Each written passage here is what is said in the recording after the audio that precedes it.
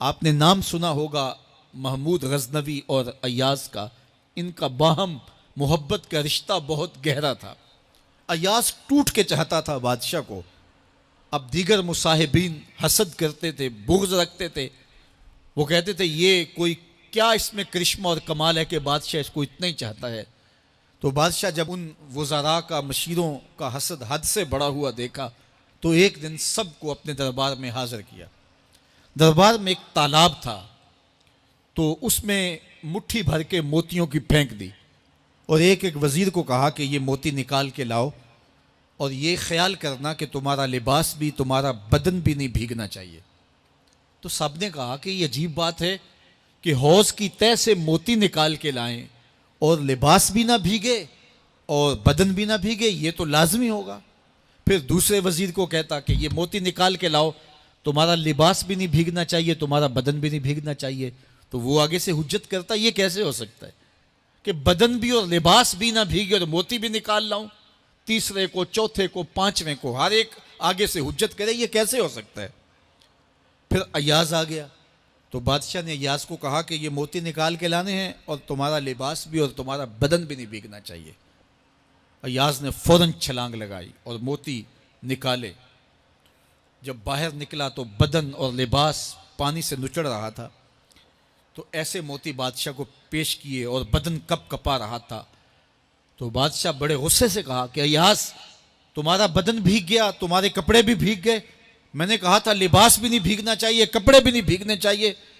تو ایاز بڑی لجاجت سے عرض کرنے لگا، بادشاہ سلامت، آپ کے دو حکم تھے، ایک یہ کہ موتی نکال کے لانے ہیں، دوسرا حکم یہ تھا کہ لباس اور کپڑے بھیگنے نہیں چاہیے، تو ایک حکم میں نے پورا کر دیا ہے، دوسرے کی معافی چاہتا ہوں۔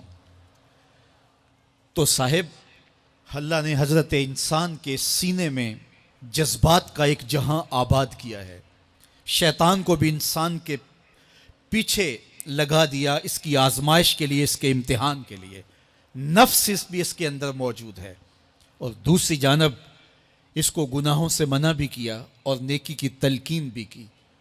اب کتنی مشکل زندگی ہے حضرت انسان کی، آئی جان شکنجے اندر جویں ویلنے دے وچ گنا، کتنی مشکل زندگی ہے، خواہشیں ہیں کہ آوارہ ہیں، آرزویں ہیں کہ بے قابو ہیں، اور دوسری جانب اللہ کا حکم ہے۔ اب کیا کرے؟ تو گناہ کرنے کے بعد پھر اللہ کے حضور توبہ کر لے، جو ممکن ہو وہ نیکی کرے، اور گناہ سے مقدور بچنے کی کوشش کرے، لیکن بشری تقاضوں کے تحت اگر اس سے گناہ کبھی سرزد ہو جائے تو اس پر اکڑے نہ اور اس پہ مصر نہ رہے، اس پہ اصرار نہ کرے، بلکہ فوراً اللہ کے حضور توبہ کرے۔ گناہ کرنے کے بعد بندہ جب توبہ کرتا ہے، التائب من الذنب کمن لا ذنب لہ، تو وہ ایسے ہوتا ہے جس طرح اس نے گناہ کیا ہوا ہی نہیں۔ بندہ 100 بار گناہ کر کے توبہ کرے، اللہ 100 بار معاف فرما دیتا۔ وہ کریم ہے، 70 ماؤں سے زیادہ پیار کرتا ہے۔ تو بندے اس کی دہلیز پہ جب توبہ کرتے ہیں، رجوع کرتے ہیں اور اس سے معافی مانگتے ہیں، تو وہ یہ نہیں دیکھتا کہ یہ گناہ گار کتنا بڑا ہے، وہ یہ دیکھتا ہے کہ یہ میری دہلیز پہ آیا ہے، اور اس کے ما قبل کے سارے گناہ معاف بھی کرتا ہے، بلکہ گناہوں کو بدل کے نیکیوں میں بھی تبدیل کر دیتا ہے۔ آئیے اب قرآن مجید میں ان لوگوں کی کہانی بھی پڑھیے جو اپنی زندگی کو اپنے مالک کے نام لگا چکے ہیں، اور ان سے اگر کوئی معاملہ سرزد ہو جاتا ہے تو وہ کس قدر اللہ سے ڈرتے ہیں۔ والذین یؤتون ما آتوا وقلوبہم وجلہ انہم الی ربہم راجعون، فرمایا کہ وہ لوگ جب ان سے کوئی خطا سرزد ہو جاتی ہے، کوئی گناہ ہو جاتا ہے، تو ان کے دل لرز جاتے ہیں، خوف خدا سے وہ کانپنے لگ جاتے ہیں۔ انہم الی ربہم راجعون، تو وہ اپنے رب کی طرف رجوع کرنے والے ہوتے ہیں۔ اگر ان سے کبھی کوئی گناہ سرزد ہو جائے، ان سے کوئی غلطی سرزد ہو جائے، تو پھر اس پہ ضد نہیں کرتے، اس پر مصر نہیں ہو جاتے، اس پر حجتیں اور دلیلیں نہیں لاتے، بلکہ وہ کیا کرتے ہیں، فوراً اللہ کے حضور رجوع کرتے ہیں اور معافی مانگتے ہیں، اور اللہ کو یہ بہت پسند ہے کہ کوئی مجھ سے معافی مانگے، اور اللہ انہیں معاف کر دیتا ہے۔ اللہ اکبر۔ حضرت عبداللہ ابن مسعود رضی اللہ تعالیٰ عنہ فرماتے ہیں کہ مومن کی یہ شان ہے کہ جب وہ گناہ کر بیٹھے تو وہ یوں محسوس کرتا ہے جس طرح پہاڑ تلے آ گیا ہے. یہ اس کی کیفیت ہے کہ گناہ کرنے کے بعد، نافرمانی کرنے کے بعد اس کا دل لرز اٹھتا ہے. وَقُلُوبُهُمْ وَجِلَةٌ، ان کے دل خوف خدا سے لرزنے لگ جاتے ہیں کہ ہم سے یہ گناہ کیوں سرزد ہو گیا، یہ تو اللہ کی ناراضگی کا سبب ہے. تو حضرت عبداللہ ابن مسعود فرماتے ہیں یوں محسوس کرتے ہیں جس طرح پہاڑ تلے آ گیا ہے اور پہاڑ ابھی گر جائے گا اور انہیں کچل دے گا. تو وہ جلدی جلدی تلافی کرتے ہیں، توبہ کرتے ہیں، رجوع اللہ کرتے ہیں تاکہ ہمارا گناہ معاف ہو جائے. اور منافق کی مثال بھی بیان کی گئی. جب وہ گناہ کرتا ہے تو یوں محسوس کرتا ہے جیسے بدن پہ مکھی بیٹھی تھی، ہلکے اشارے سے اڑا دی. سویر سے لے کر شام تک کتنی بار ہم اپنے بدن پہ بیٹھی مکھیاں اڑا دیتے ہیں اور ہمیں شام کو یاد بھی نہیں ہوتا کہ یہ عمل ہم نے کتنی بار کیا ہے. میں اور آپ اپنے اندر اتر کر کے دیکھ سکتے ہیں ہماری کیفیت باطن کیا ہے. نمازیں چھوڑی، جھوٹ بولا، غیبت کی، چغلی کی، کسی کا دل دکھایا، کسی کو تکلیف دی، گالی گلوچ کیا، سب و شتم کیا، سویر سے شام تک کیا کیا گناہ کیے. کبھی خیال بھٹکے، کبھی سوچیں آوارہ ہوئیں، کبھی نگاہوں نے بدکاریاں کی، کبھی زبان نے جرم کیے، اور شام کو ہمیں یاد بھی نہیں ہوتا کہ آج ہم نے کیا کیا جرائم کیے، آج ہم نے کیا کیا گناہ کیے. اگر ہماری یہ کیفیت ہے تو یہ عملی نفاق ہے کہ بدن پہ مکھی بیٹھی اور اڑا دی.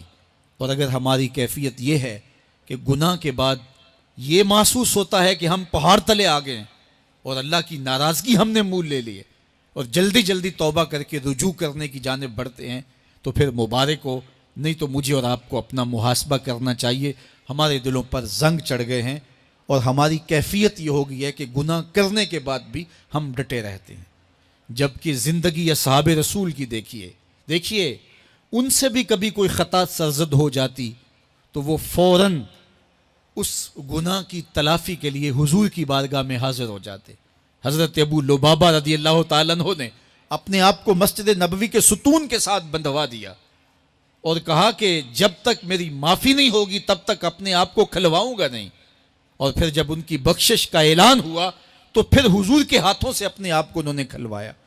ایک خاتون حضور کی خدمت میں حاضر ہوئی اور عرض کی یا رسول اللہ صلی اللہ علیہ وسلم، مجھ سے بدکاری سرزد ہو گئی ہے اور میرے پیٹ میں بچہ ہے اور میں چاہتی ہوں کہ آخرت کی سزا کی بجائے دنیا کے اوپر اس کی سزا مجھے دے دی جائے تاکہ میں پاک ہو جاؤں اور صاف ہو جاؤں، کیونکہ آخرت کی سزائیں بہت سخت ہیں. اللہ کے محبوب علیہ السلام نے جبریل امین سے ایک دن پوچھا تھا مجھے جہنم کے عذابوں کا ذکر سناؤ. تو عرض کی یا رسول اللہ صلی اللہ علیہ وسلم، سب سے ہلکا عذاب، اخف العذاب، ہلکا ترین عذاب یہ ہے کہ جہنمی کے پاؤں میں آگ کے جوتے رکھے جائیں گے. باقی اس کے پورے بدن پہ آگ نہیں ہوگی، صرف آگ کے جوتے اس کو پہنائے جائیں گے. لیکن اس کی حدت، گرمی اور شدت اتنی ہوگی، یغلی منہما دماغہ، اس کی شدت سے اس کا دماغ پگھل کر ناک اور کانوں کے ذریعے سے باہر آنا شروع ہو جائے گا. یہ سب سے ہلکے عذاب کی کیفیت ہے. اور جو عذاب سخت ہیں الیاذ باللہ، اللہ تعالیٰ قرآن مجید میں فرماتا ہے ثم لا یموت فیہا ولا یحیا، اس بڑے عذاب کا ذکر کیا جو جہنمیوں کو دیا جائے گا. فرمایا اس عذاب کی کیفیت یہ ہوگی بندہ نہ جیے گا نہ مرے گا. جیے گا اس لیے نہیں کہ آگے اور پیچھے، دائیں اور بائیں آگ ہی آگ ہوگی، تو اس آگ میں جینا کو جینا تو نہیں ہوگا. اور مرے گا اس لیے نہیں کہ موت کو موت آ چکی ہوگی. جنت میں جنتیوں کو ایک ہی ڈر اور خدشہ ہوگا کہیں موت نہ آ جائے، اور جہنمیوں کو ایک ہی امید ہوگی کہیں موت آ جائے اور جان چھوٹ جائے. اللہ تعالیٰ مینڈے کی شکل میں موت کو لائے گا اور موت کو ذبح کیا جائے گا. جنتی جنت سے اور جہنمی جہنم سے دیکھ رہے ہوں گے. جب موت کو ذبح کر دیا جائے گا اب موت نہیں ہے تو جنتی اتنے خوش ہو جائیں گے کہ اگر موت کو موت نہ آئی ہوتی تو یہ خوشی سے مر جاتے، اور جہنمی اتنے مایوس، دکھی اور پریشان ہوں گے کہ اگر موت کو موت نہ آئی ہوتی تو یہ صدمے سے مر جاتے. تو وہ کتنا سخت عذاب ہوگا الیاذ باللہ کے ہلکے ترین عذاب کی کیفیت یہ ہے کہ پاؤں میں آگ کا جوتا اور دماغ پگھل کے ناک اور کانوں کے راستے سے باہر آ جائے۔ تو اس نے عرض کی یا رسول اللہ صلی اللہ علیہ وسلم میرے اوپر حد جاری کر دیجئے۔ اور اس نے کہا کہ میرے پیٹ میں جو ہے وہ بچہ ہے۔ اللہ کے محبوب علیہ السلام نے فرمایا جاؤ جب بچہ پیدا ہو تو پھر آنا۔ وہ چلی گئی۔ تو جب بچہ پیدا ہوا تو گود میں اٹھائے پھر حضور کی خدمت میں حاضر ہوئی اور عرض کی یا رسول اللہ یہ ہے بچہ جو میں نے گناہ کیا تھا، بدکاری کی تھی، آج یہ اس کی نشانی ہے۔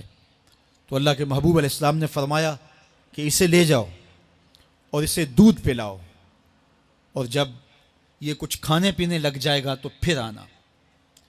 تو تھوڑی دیر کے بعد، کچھ دنوں کے بعد وہ دوبارہ حاضر ہوئی اور اس نے اس بچے کے ہاتھ میں روٹی کا ٹکڑا دیا ہوا تھا اور عرض کی یا رسول اللہ دیکھ لیجئے اب یہ روٹی کھانے لگ گیا ہے۔ اللہ اکبر۔ تو اللہ کے محبوب نے فرمایا انہیں لے جاؤ اور جا کے انہیں سنگسار کر دو۔ اس کی یہ حد بنتی تھی، اس کو سنگسار کیا اور اس نے خود یہ سزا اپنے لیے قبول کی۔ مائز ابن مالک اسلمی عرض کی یا رسول اللہ طہرنی، مجھے پاک کر دیجئے۔ میرے حضور نے فرمایا جاؤ اللہ سے معافی مانگو۔ وہ گئے اور معافی مانگی، بے چینی اتنی تھی، پھر آ گئے اور عرض کی طہرنی یا رسول اللہ، حضور مجھے پاک کر دیجئے۔ فرمایا جاؤ اللہ سے معافی مانگو۔ وہ گئے، معافی مانگی، پھر پلٹ آئے، تیسری مرتبہ، چوتھی مرتبہ۔ آقا کریم نے فرمایا فیما اطہرک، تمہیں کہا اللہ سے معافی مانگو، کریم ہے معاف کر دے گا، تم پھر پلٹ آتے ہو، تمہیں کس جرم سے پاک کروں؟ قال من الزنا، عرض کی مجھ سے بدکاری ہو گئی ہے اور میں چاہتا ہوں کہ دنیا پر فارغ ہو جاؤں۔ حضور نے فرمایا کہ اس کا توازن عقلی تو ٹھیک ہے۔ عرض کی حضور صحیح الحواس ہے۔ کہا کہ یہ نشے میں تو نہیں کہہ رہا، کسی نے اٹھ کے منہ سونگا، کہا حضور ایسی بات بھی نہیں ہے۔ فرمایا تم سوچ لو کیا کہہ رہے ہو؟ کہا حضور جو میں کہہ رہا ہوں وہ سچ کہہ رہا ہوں، مجھ سے گناہ سرزد ہو گیا اور میں چاہتا ہوں کہ دنیا پر ہی فارغ ہو جاؤں۔ اللہ کے محبوب علیہ السلام نے فرمایا کہ انہیں سنگسار کر دو۔ مائز ابن مالک اسلمی کو سنگسار کر دیا گیا۔ جب ان کا جنازہ اٹھا تو حضور بھی جنازے کے جلوس میں تھے۔ کسی کی زبان سے نکلا لو مائز نے گناہ کیا تھا، بس یہ بات سننے کی دیر تھی، اللہ کے محبوب کے چہرے پہ جلال آ گیا۔ فرمایا خبردار اگر کسی نے میرے مائز پہ بات کی، میرے مائز نے ایسی سچی توبہ کی ہے اگر روئے زمین کے تمام مسلمانوں میں بانٹ دی جائے لکفاہم، سب کی مغفرت ہو جائے، کہ انہوں نے اپنے آپ کو خود پیش کیا ہے۔ اب مائز ابن مالک کا جنازہ اللہ کے رسول نے خود پڑھایا، بلکہ مسلم کتاب الحدود میں ہے کہ ان کے جنازے کے دوسرے دن یا تیسرے دن حضور ان کے ہاں تشریف لے گئے، اور جب آقا گئے وہم جلوسن، تو لوگ وہاں بیٹھے ہوئے تھے، تو میرے آقا نے فرمایا استغفروا لمائز، مائز کے لیے بخشش اور مغفرت کی دعا کرو۔ تو یہ بات ذہن نشین کیجئے کہ یہ وہ لوگ تھے کہ جن سے کبھی کوئی گناہ سرزد ہو جاتا تو وہ جلد توبہ کرتے، اور اس کی بڑی سے بڑی حد اور سزا بھی ہوتی تو وہ بھی کاٹنے کے لیے تیار ہو جاتے۔ میں اور آپ دیکھیں کہ ہماری زندگی میں اگر گناہ ہیں اور ہمیں سچی توبہ کی توفیق بھی نصیب نہیں ہے تو پھر ہم سوچ لیں کہ ہم کہاں کھڑے ہیں۔ دیکھیے اللہ دلوں کے بھید جانتا ہے۔ سچی توبہ یہ ہے کہ جو کیے پر ندامت ہو اور آئندہ نہ کرنے کا عزم مصمم ہو، پکا ارادہ ہو کہ یہ گناہ زندگی میں دوبارہ نہیں کروں گا۔ الگ بات ہے کہ پھر دوبارہ اس سے سرزد ہو جائے، لیکن جب وہ توبہ کر رہا ہو تو اس وقت اس کا پختہ عزم ہو اور اس کے دل کے کسی گوشے میں نہ ہو کہ چلو میں توبہ کر لیتا ہوں اور پھر ہو گیا تو پھر کر لوں گا۔ پکا عزم ہو کہ دوبارہ یہ گناہ نہیں کروں گا۔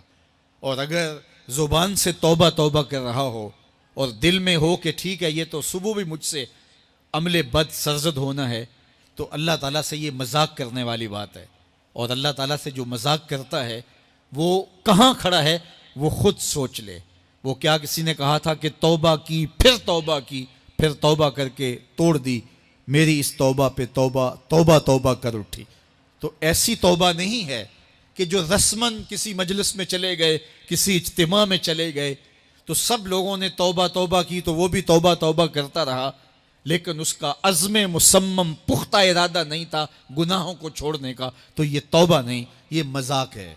اس لیے اللہ کے حضور سچی توبہ یہ ہے کہ ما قبل کے گناہوں سے ندامت پیدا ہو جائے اور سچے دل سے ارادہ کیا جائے، پختہ عزم کیا جائے کہ دوبارہ میں یہ گناہ نہیں کروں گا۔ یہ الگ بات ہے کچھ عرصے بعد اس سے پھر سرزد ہو جائے، پھر وہ گناہ ہو جائے، تو پھر وہ پکی توبہ کرے، تو 100 بار بھی گناہ کرے گا، 100 بار بھی توبہ کرے گا، اللہ 100 بار قبول کرے گا۔ لیکن اندت توبہ اس کا عزم مصمم ہونا چاہیے، اس کا عزم پختہ ہونا چاہیے۔ محض لفظوں سے توبہ توبہ پکارنا اور دل توبہ نہ کر رہا ہو اور دل عزم مصمم نہ رکھتا ہو تو یہ توبہ نہیں ہے۔ اس لیے سچی توبہ اللہ کے حضور اپنے گناہوں کی پیش کرنی، یہ اہل ایمان کا طریقہ ہے۔